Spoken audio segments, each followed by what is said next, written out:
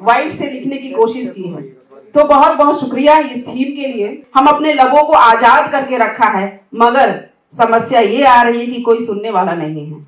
हम सब लोग आज रोबोट की मशीन की तरह बन गए हैं और हम अपने बच्चों को भी वो मशीन बना रहे हैं जो पैसे कमा के हमें देगा, मगर हम आज अपने बच्चों को इंसान बनाना नहीं सिखा पा रहे हैं। तो हम जब इंसान बनाना नहीं सिखा पाएंगे तो क्या हमारे घर की बच्चियों की, हमारे घर की महिलाओं की, क्या वो पुरुष बात समझ पाएगा, क्या सुन पाएगा? हम भले ही कितना जोर से शी-शोर कर ले, हम खूब शोर मचा ले, हम खूब लाउडर हो जाएं, मगर जब तक कोई हमारा सुनने वाला नहीं होगा तो हमारे बोलने की चीजें वहीं के वहीं बंद हो जाती है। क्योंकि मैं स्लम एरिया के लिए ग्राउंड लेवल पे करीबन 8 सालों से काम कर रही हूँ। मैं जब भी जाती हूँ, क्योंकि मैं उन्हीं के बीच रहती हूँ, हम सेमिनार्स में, बड़े बड़े हॉल्स में बहुत अच्छी अच्छी बातें कर सकते हैं, बहुत बड़ी बड़ी बातें कर सकते हैं, लेकिन जब हम ग्राउंड लेवल पे जाते हैं, जब उनकी स्थिति देखते हैं, वाकई में यकीन कीजिए मेरा, मैं 8 सालों से काम करी, स्थिति नहीं बदली है।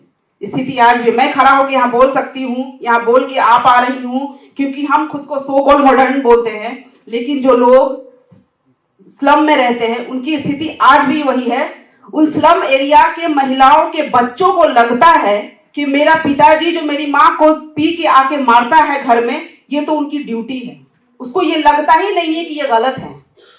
उनको ये नहीं मालूम कि मेरी माँ का फंडामेंटल राइट्स क्या है, उस बच्चे को नहीं पता रहता है। और वो बच्चे को लगता है कि मार खाना एक आम बात है, दारू पी के मेरे पापा आते हैं पीटते ही एक आम बात है।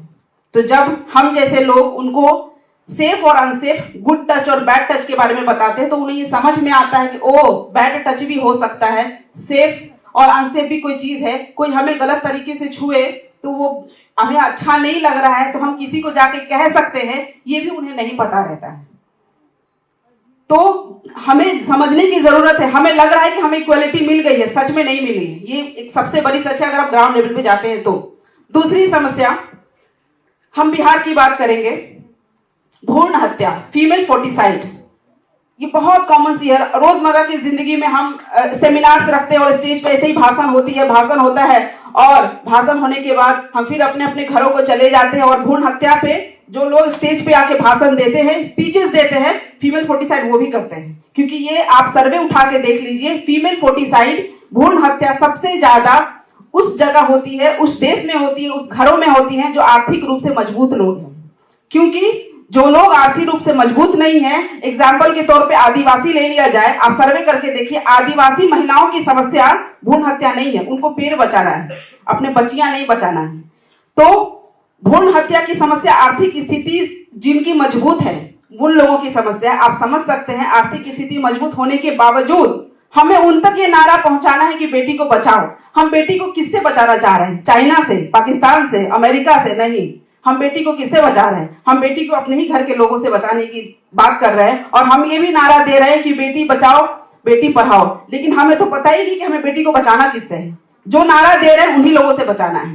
वंडर वुमन की मूवी जिन लोगों ने भी देखी होगी, उसमें वो कहती है कि आई fight for those who don't fight for themselves. मैं उनके लिए लड़ रही हूँ जो खुद के लिए नहीं लड़ सकते, जो बिना सोचे समझे हम लोगों की तरफ, पागलों की तरफ किसी की भी मदद करने निकल जाती है।